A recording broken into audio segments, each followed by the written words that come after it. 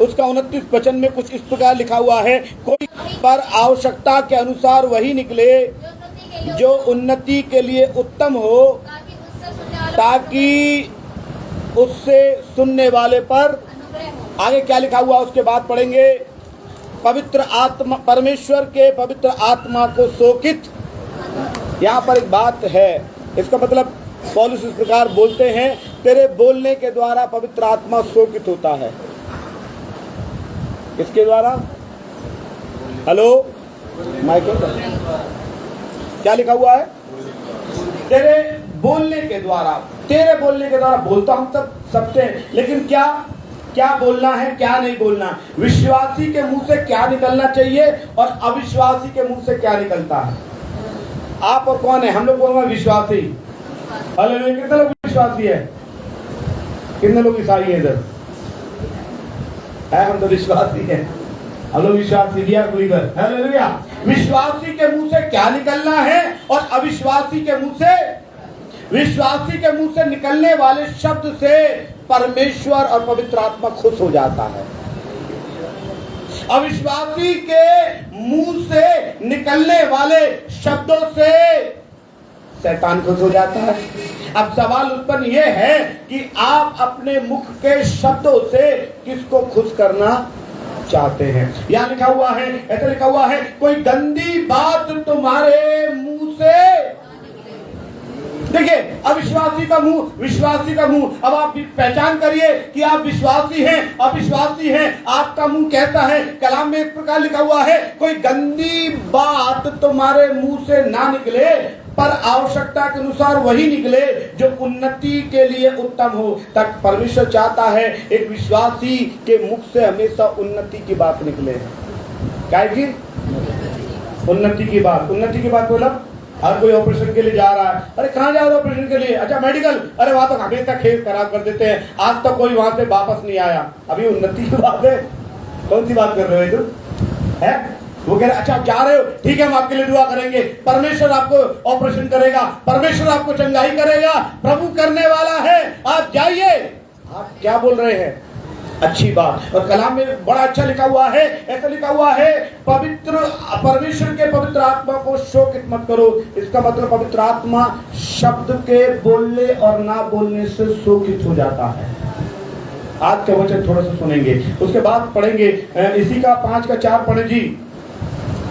और ना निर्लज्जता, ना मूर्ता, ना ठट्टा, क्योंकि ये बातें शोभा नहीं देती, वरन धन्यवाद ही सुना, विश्वासी के मुंह से धन्यवाद सुना जाए। Praise the Lord. आज का मतलब है कि हम अपनी बुरी परिस्थिति में, विषम परिस्थिति में क्या बोलें।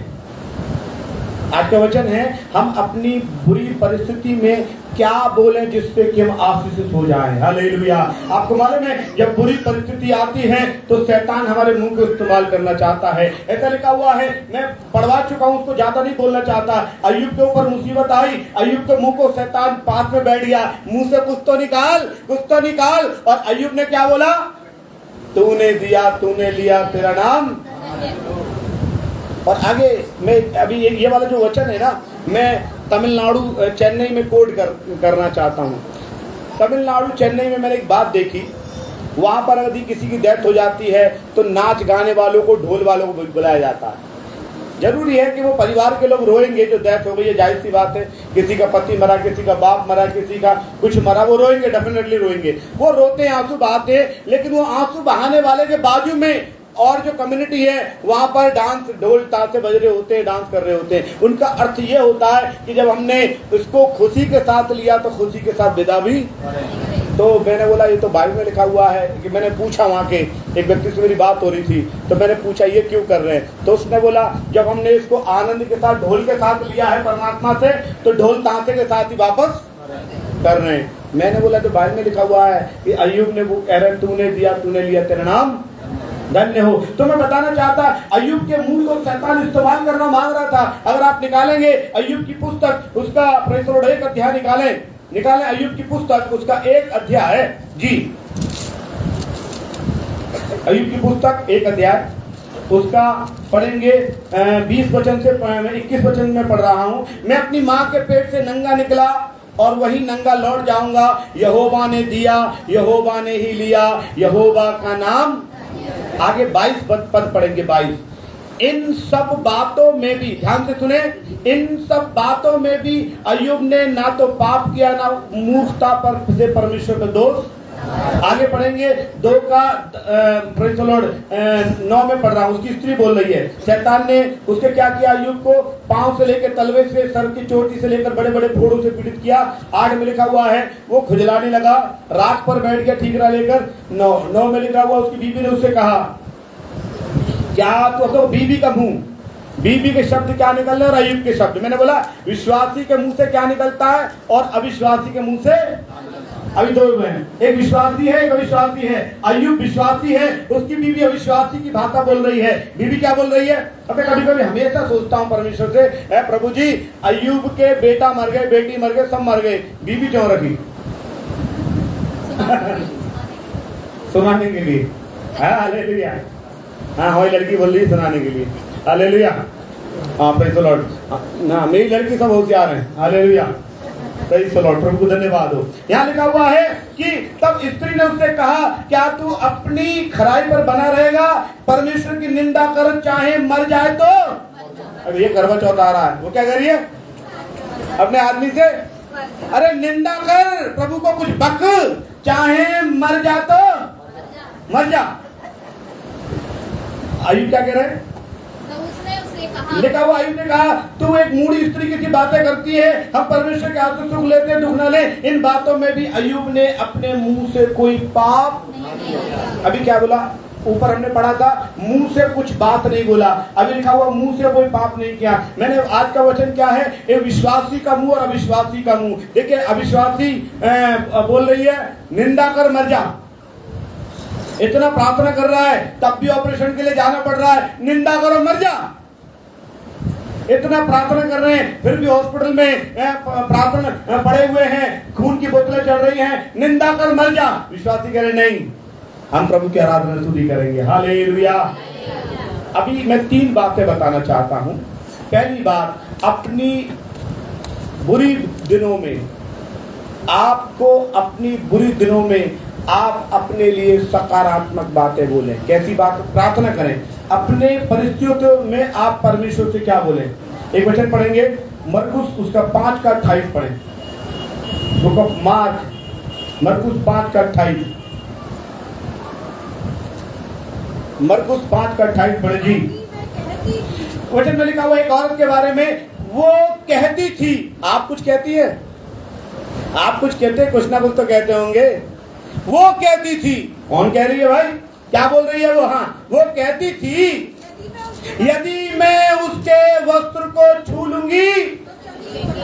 वो कहती थी, वो कुछ कहती थी अपनी बुरी परिस्थितियों में, अपने 12 साल के लहू बहने की बीमारी में वो कुछ कहती थी। आप परेशान हो जाते हैं, आप भी कुछ कहते हैं, क्या फायदा दुआ करके, अरे पादरी को काम तो लूटना है, अरे आजकल तो ये हो गया है, आजकल वो जो बुरा से बुरा कह सकते हैं वो कहते रहते हैं, आप दुआ नहीं करते। वो कहती है, वो कहती थी। किससे कहती थी? मैं कहता हूँ वो परमेश्वर से कहती होगी निश्चित। वो विश्वास में भरकर कहती होगी। वो ऐसा नहीं कहती होगी दीवारों से बात नहीं कर रही वो औरत, वो खुदा से कहती होगी। और वो क्या कह रही है? वो कहती थी क्यों? उसके मैं उसके वस्त्र को छू लूंगी तो चंगी। वो कहती थी। आप क्या कहते हैं अपने बारे में? कुछ कहिए। आप अपनी परिस्थिति में आपको बोलना पड़ेगा। अगर आप चुप हैं, आज मैंने बहुत से लोगों को देखा है, बीमार हैं, परेशान हैं, तकलीफ में हैं, कष्ट में हैं, परेशानी में हैं, प्रार्थना के बाद आ जाएंगे, भाई साहब प्रार्थना कर दो।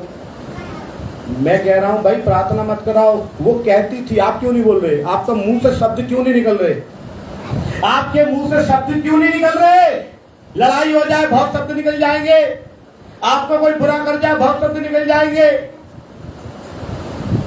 बहुत निकल जाएंगे। एक बार मैंने देखा, एक भाई साहब जा रहे थे, एक व्यक्ति और जा रहा था और उसकी भाई साहब की स्कूटी से टक्कर हो गई। भाई साहब ने उसका गले बांध पकड़ के बहुत कुछ कह दिया और फिर वो भाई साहब किसी घर में आए। मैंने बोला भाई साहब कुछ कहो। अरे क्या कहें, आप ही सुनाओ। अरे मैंने अभी तो तुमने बहुत कुछ कहा। वो कहती थी आप मुंह क्यों सिल के बैठे हुए हैं, आप प्रभु से क्यों नहीं बोल रहे। वो कहती थी अपने, क्या बोलती थी कि मैं उसके वस्त्र को छूंगी तो चंगी। लूका रचित सुसमाचार उसका 18 वचन निकाले, 39 पढ़े। 8 का 39 को बोलेंगे 39 जी, हाँ 18 39, हाँ उसका थोड़ा सा आगे से पढ़े, 35 तो पढ़े। जब वो यरीहो के निकट पहुंचा, यरीहो मालूम है कौन सी जगह है, श्रापित जगह। वचन में लिखा हुआ है यरीहो को दीवालों को बसाए उसका बेटा भी न बचे। यरीहो क्या है, श्रापित स्थान। बाइबल में लिखेंगे, बाइबल में लिखा हुआ यरीहो श्रापित जगह है। वो यरूशलेम से यरीहो को जा रहा था, डाकू उसे घेर लिया और यरीहो एक श्रापित जगह है। और कलाम में लिखा हुआ है वो यरीहो के निकट पहुंचा यीशु मसीह। हाँ देखिए वो यीशु मसीह जो श्राप से भरे हुए लोग हैं उनके श्रापों को हटाना चाहता है। आप श्राप से भरे लोग हैं, आपके घर में बहुत कम उम्र में लोग खत्म हो जाते हैं। मैंने एक लेडीज को देखा, उसके बच्चे पैदा होते थे खत्म हो जाते, पैदा होते खत्म हो जाते। आज परमेश्वर ने उसको दूसरा बेटा दे दिया। हालेलुया। सही कह रहा हूँ, सही कह रहा हूँ, नहीं कह रहा है। कई आपके गांव में है, उसने बोला भाई साहब मुझे दूसरा बेटा हुआ, प्रभु का नाम का महिमा हो। हालेलुया।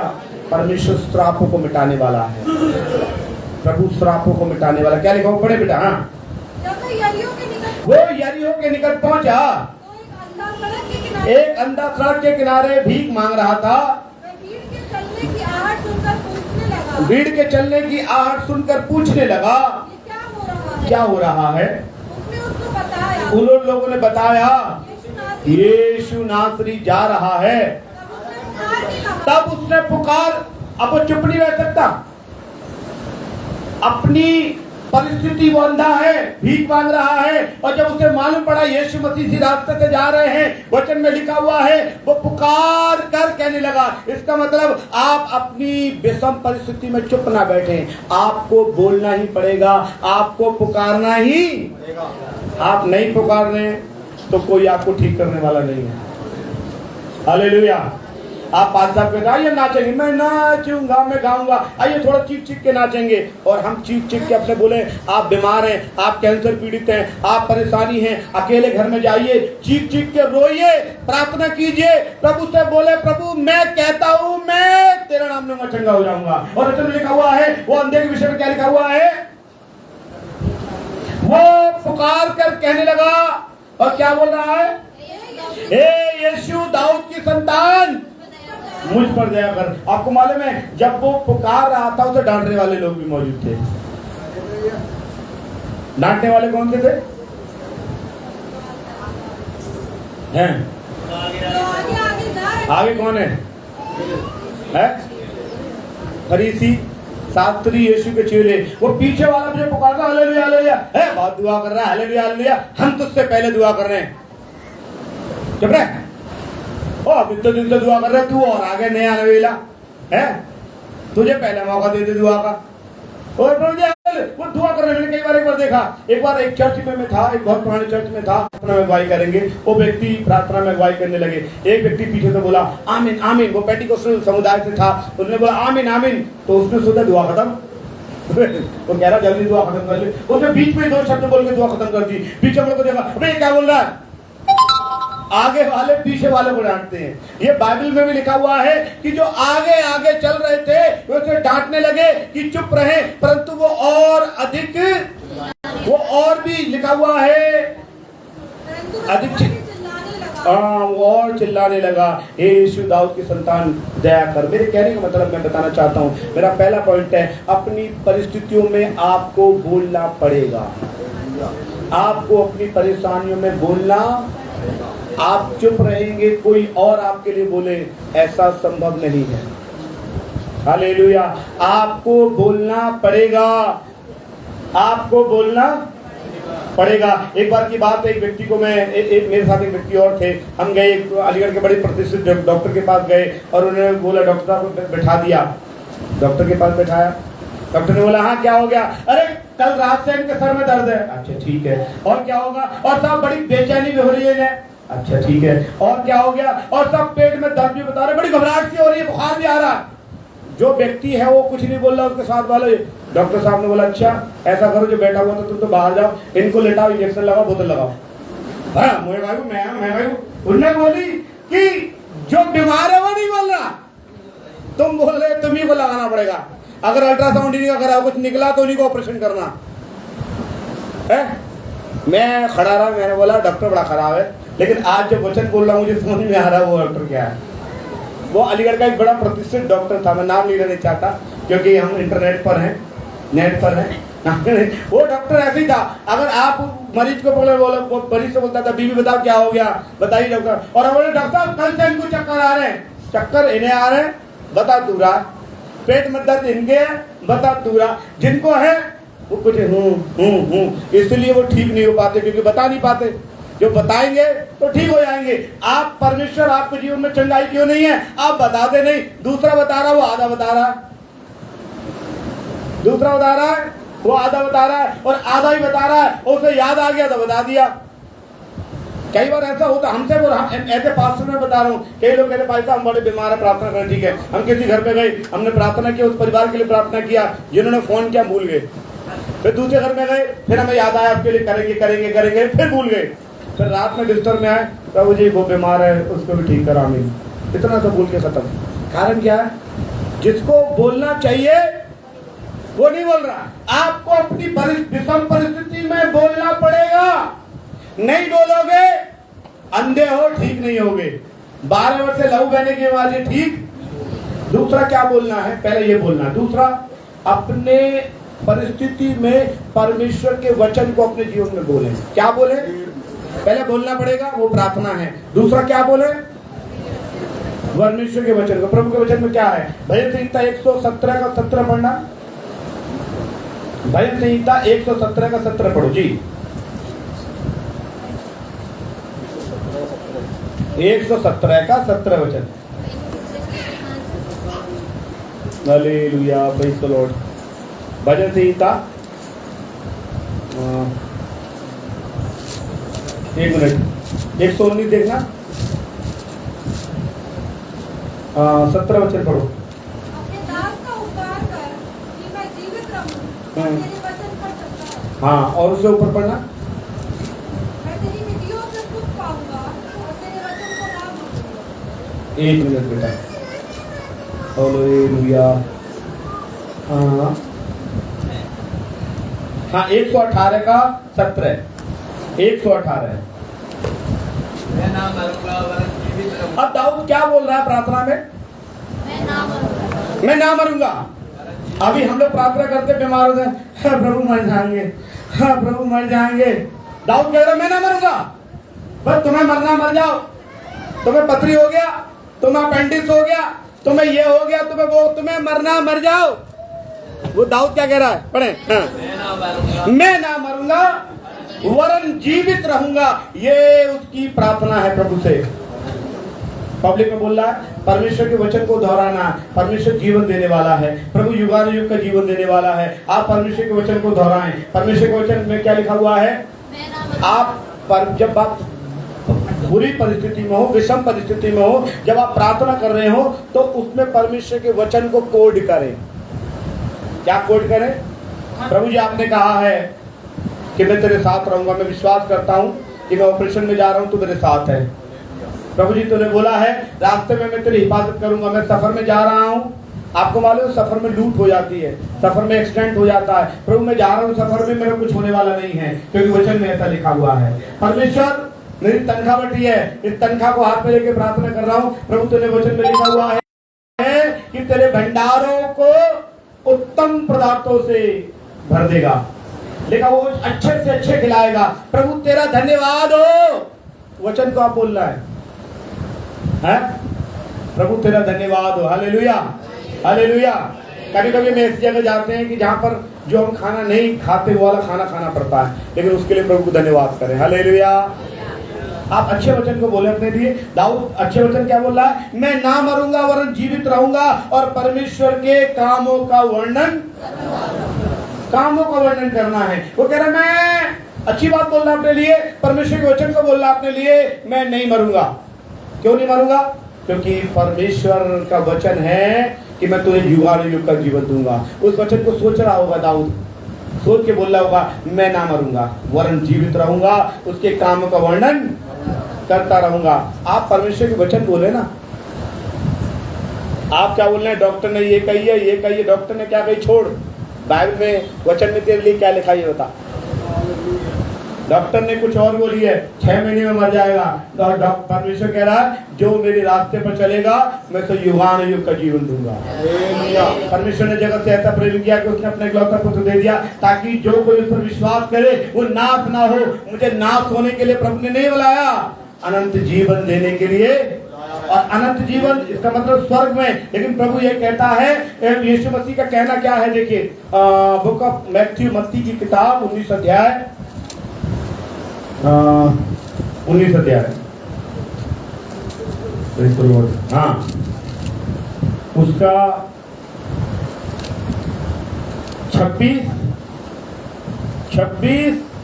और 29।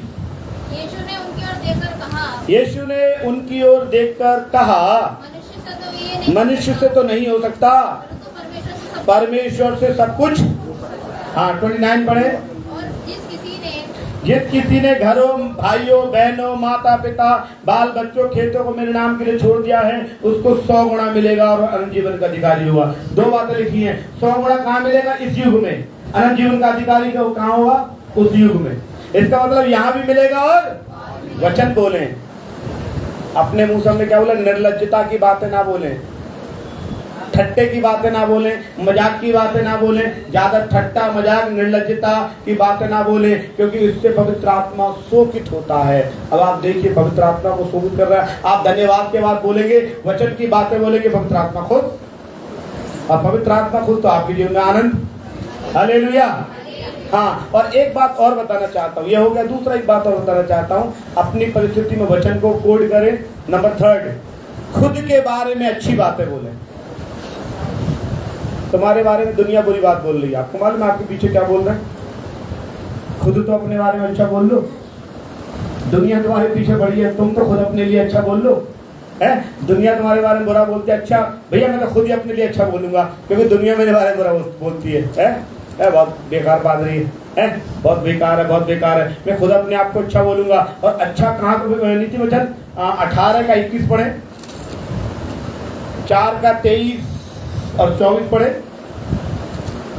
नीति वचन 18 का 21 जी। जीव के वश में मृत्यु और जीवन है। लिखा हुआ है जीव के वश में मृत्यु और जीवन दोनों होते हैं। जैसा आप उसको इस्तेमाल करोगे वैसे मिलेगा। 4 अध्याय उसका 23 और 24 जी। नीति वचन सबसे अधिक अपने मन की रक्षा कर। जीवन का मूल स्रोत। हाँ, अंदर से निकलता है, मन में से बुरी बात ना निकलनी चाहिए, अच्छी बात निकाल अपने लिए। टेढ़ी बात अपने मुंह से मत। टेढ़ी बात मत बोल अपने लिए मत बोलो टेढ़ी बात। औलाद के लिए टेढ़ी बात मत बोलो, पड़ोसियों के लिए टेढ़ी बात मत बोलो, सबको आशीष की बात बोलो। और मैं कह रहा हूँ सबके लिए ना बोला जाता तो अपने लिए भी मत बोलो टेढ़ी बात। और लिखा हुआ चालबाजी की बातें कहना मुझसे दूर रहे। वो कह रहा, दाऊद कह रहा है मैं तुझसे दूर रहे, चालबाजी की बातें तुझसे, अपने बारे में अच्छी बातें बोले।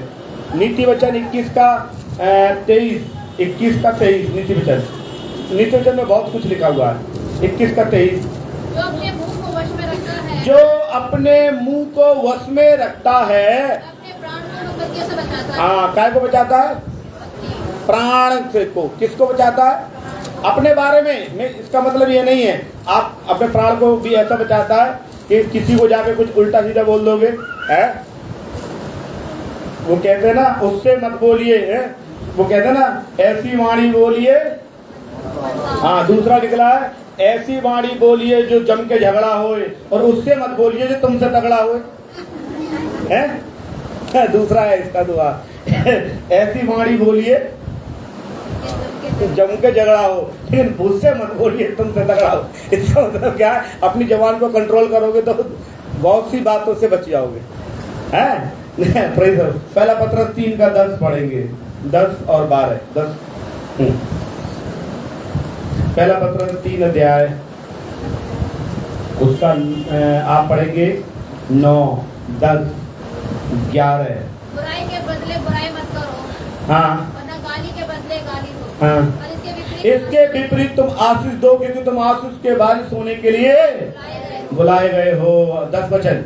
क्योंकि जो कोई जीवन की इच्छा तो जो कोई जीवन की इच्छा रखता है, अच्छे दिन देखना चाहता है, मोदी जी दिखाए ना दिखाएं, लेकिन यीशु मसीह दिखा देगा आपको अच्छे दिन।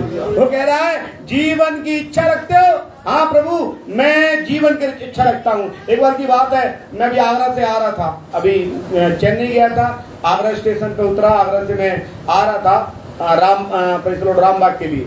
तो आगरा से आ रहा था, तो वाटर बॉक्स चौराहे में बुजुर्ग महिला उतरी और उनका जो लड़का था मुझसे अधिक उम्र का था। तो मैंने सोचा उनका लड़का होगा, तो मैंने पूछा ये आपकी अम्मी है? ये मेरी अम्मी नहीं है, दादी है। मैंने उनको देखा दादी को, तो मैंने बोला कि इनका उम्र क्या होगी? ये 100 साल से ऊपर है। तो मैंने बोला, अरे मन में ऐसे सोचा, क्या हमारी माँ भी इतना 100 साल से ऊपर जी सकती है और आमोस इतना बुढ़ा हो जाए, है आमोस हो जाए 40-50 साल का, कि वो लेके माँ को उतर के जाए? मैंने बोला क्या प्रभु ऐसा हो सकता है? वचन में क्या लिखा हुआ है? क्या लिखा हुआ है? जो जीवन की इच्छा रखता हो और अच्छे दिन देखना चाहता है, अपने जीव को बुराई से और अपने होठों को छल की बातों से रोके रहे। मैं तुझे जीवन की इच्छा, लंबा जीवन दूंगा। क्या कर रहा? अरे मैं फिर उस बात को दोहरा रहा हूँ, ये सबके लिए है, लेकिन आज का वचन विशेष कोट कर रहा हूँ। अपने बारे में तो बुरा मत बोल। हालेलुया। है मैं जाऊंगा, मेरे साथ ऐसा हो जाएगा, मेरे साथ ऐसा हो जाएगा, नहीं। यीशु तेरे साथ है, तेरे साथ कुछ भी होने का। मैं हमेशा लोगों से बोलता हूँ, अगर आप परेशानी में पड़ जाओ ना, वचन को याद रखो। वचन में लिखा हुआ है, धर्मी जन पर विपत्ति आती तो है, लेकिन परमेश्वर उन सबसे उनको। तो मैंने बोला कहाँ निकालता? तब मुझे याद आया, नूह को निकाला। तब मुझे याद आया, नूह को निकाला। शद्रक मेशक अबेदनगो को आग से निकाला, डैनियल को गुफा से निकाला, योना को महामंच से निकाला, पतरस को, सिलास को, पौलुस को जेल से निकाला, यूसुफ को जेल से निकाला, प्रधानमंत्री बनाया। तो मैंने बोला प्रभु वचन में लिखा हुआ है कि प्रभु निकालता है, सच बात है, निकालता है। क्योंकि लिखा है, मैंने बहुत कहानियां बाइबल में पढ़ी हैं कि उसने सादिकों को, विश्वासियों को निकाला है। हालेलुया। जब उनको निकाला है तो आप विश्वासी बन जाओ तो आपको भी निकालेगा। आप वास्तव में सादिक बन जाओ, आपको भी निकालेगा। और अगर आप नहीं बन रहे तो कोई गारंटी नहीं है। वचन में बड़ा क्लियर लिखा हुआ है, जो जीवन की इच्छा रखता है, अच्छे दिन देखना मांगता है, अपने मुंह को बुराई से और जीभ को छल की बातों से रोक रहा है। अगर मैं कहता हूँ अपने मुंह का इस्तेमाल प्रार्थना और आराधना के लिए करें। फिर हम अब आ जाए वापस और हम समाप्त करेंगे। इफिसियों उसका 5 अध्याय 4 और 5 दोनों निकाले। इफिसियों वापस। तो क्या निकलना चाहिए हमारे मुंह से? जी, गंदी बात नहीं निकलना है, आवश्यकता के अनुसार वही निकले जो उन्नति के लिए। आगे पढ़े 5 का 4। और ना निर्लज्जता, ना मूर्खता की बातचीत, ना ठट्ठे की बातें शोभा नहीं देती,